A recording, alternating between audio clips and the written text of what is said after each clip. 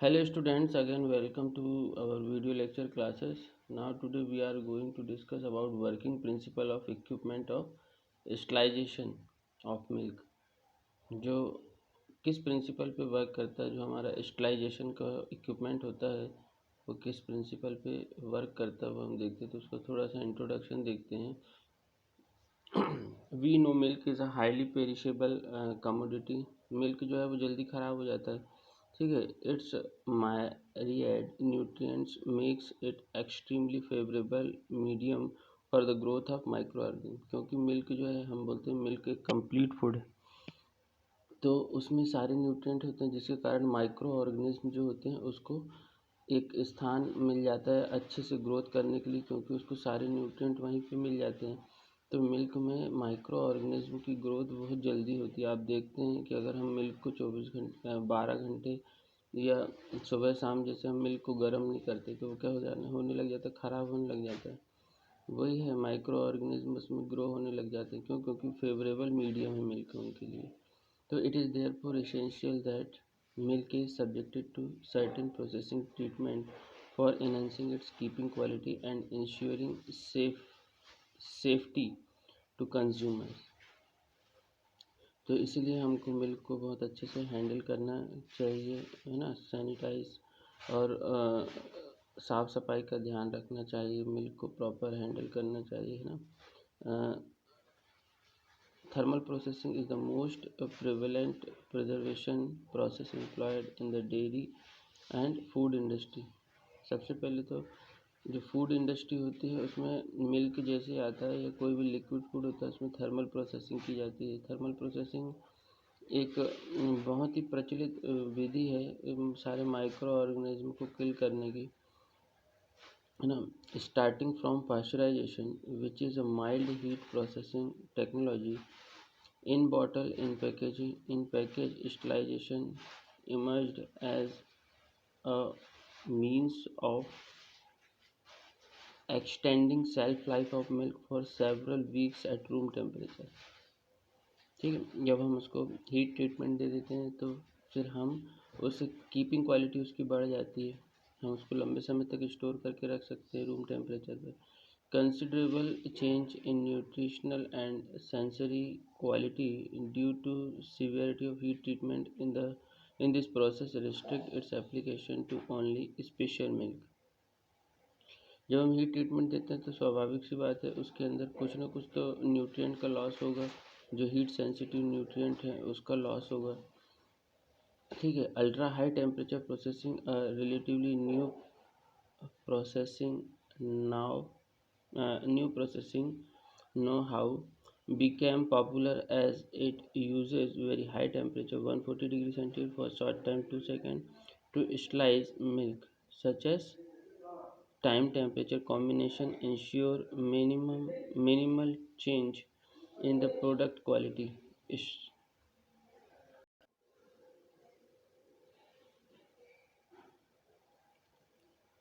तो 140 degree centigrade अगर हम रखते हैं तो हमको 2 सेकंड के लिए 140 डिग्री सेंटीग्रेड कितने सेकंड के लिए रखते हैं हम, 2 सेकंड के लिए।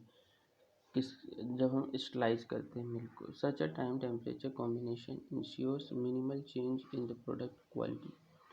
हम 140 डिग्री सेंटीग्रेड और टाइम जो 2 सेकंड रख रहे हैं इनका कॉम्बिनेशन क्यों बनाते हैं ऐसा, ताकि हमारे जो प्रोडक्ट है उसकी क्वालिटी में मिनिमम कम से कम चेंज आए, उसमें जो न्यूट्रिएंट है उसका लॉस कम से कम हो, जो हीट सेंसिटिव न्यूट्रिएंट हैं वो बच जाए हमारे।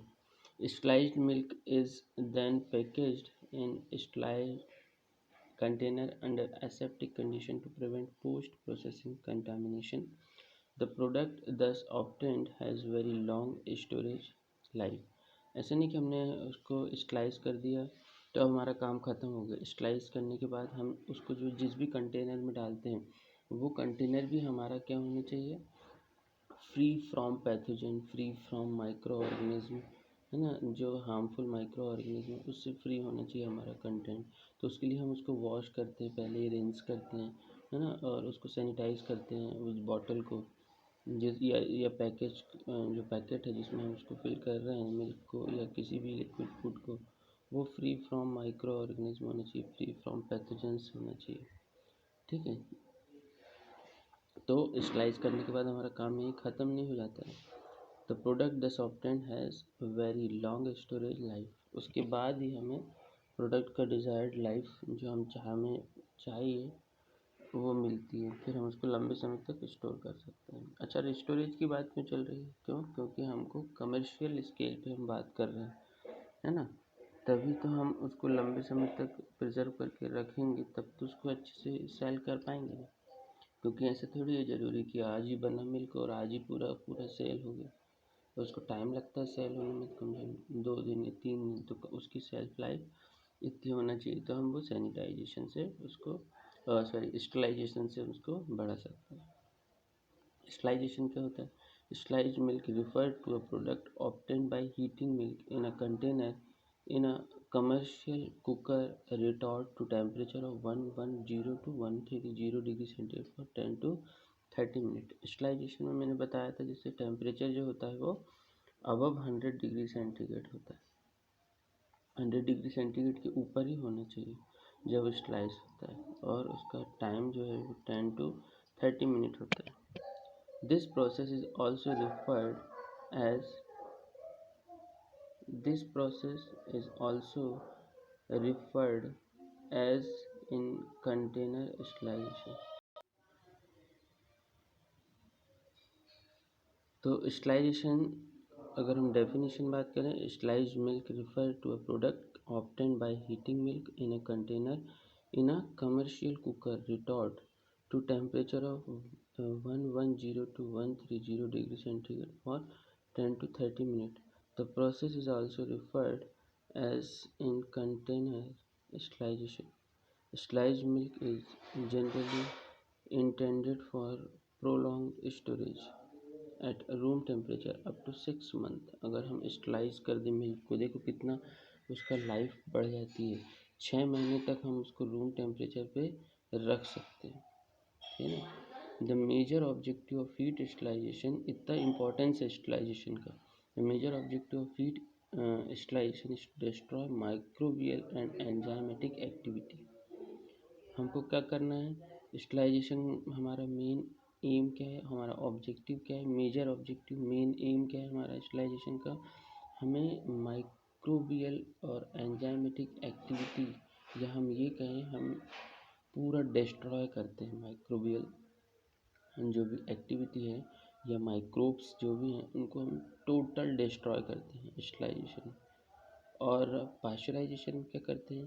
पाश्चराइजेशन में हमारा वो एम ये होता है, मेन एम या मेजर ऑब्जेक्टिव होता है हमारा कि जो भी एंजाइमेटिक एक्टिविटी है या माइक्रोबियल जो भी एक्टिविटी है उसको हमको मिनिमाइज करना है या डीएक्टिवेट करना है। ठीक है, हम पैथोजन, हमारा उसमें ये उद्देश्य नहीं होता है कि हम पैथोजन को पूरी तरह किल कर सकें। किसमें? पाश्चराइजेशन। और स्टरलाइजेशन में हमारा ये एम होता है कि हम माइक्रोबियल एक्टिविटी या एंजाइमेटिक एक्टिविटी है उसको पूरी तरह डिस्ट्रॉय कर दें, एक्टिविटी होने ही न दें। The length of time and magnitude of temperature employed during processing depend on the type of product, number and heat resistance of microorganisms and enzymes present in milk.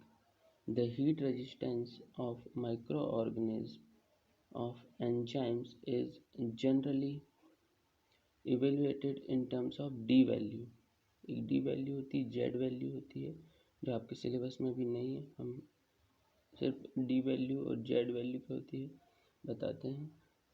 Sterilization load और heat load for sterilisation is generally express in terms of F0 value. ठीक है, तो बस आपको sterilization क्या होता है, कितने टेम्परेचर पे होता है, कितने मिनट पे होता है और उससे क्या एडवांटेजेस हैं, उसके डिसएडवांटेजेस क्या हैं, ये बस आपको देखना है। ये हम जेड वैल्यू डी वैल्यू बाद में पढ़ेंगे, एफ वैल्यू। तो थियोरेटिकल बेसिस, क्लॉस्ट्रीडियम बॉटुलिनम, ये एक बैक्टीरिया है जिसको हमारा उद्देश्य होता है कि स्टरलाइजेशन में हम उसको किल करें। ये मेन बैक्टीरिया होता है मिल्क में। तो Clostridium botulinum is considered as the index organism for accessing thermal sterility in foods under anaerobic conditions inside a sealed container. It can produce botulin, a toxin which can be 65% fatal to humans. ठीक है, जो भी बॉटुलिन है ये क्या 65% तक harmful होता है ह्यूमन बीइंग पे। इसलिए हमारा उद्देश्य होता है कि हम इसको किल कर दें। Therefore destruction of this organism is a minimum requirement of heat sterilisation. Heat sterilisation का मिनिमम रिक्वायरमेंट क्या है? हमको क्लॉस्ट्रीडियम बोटुलिनम या बॉटुलिन जो है, बॉटुलिन प्रजाति के जो भी माइक्रोब्स हैं, माइक्रो ऑर्गेनिज्म है, उसको किल करना, जिसमें से एक क्या है?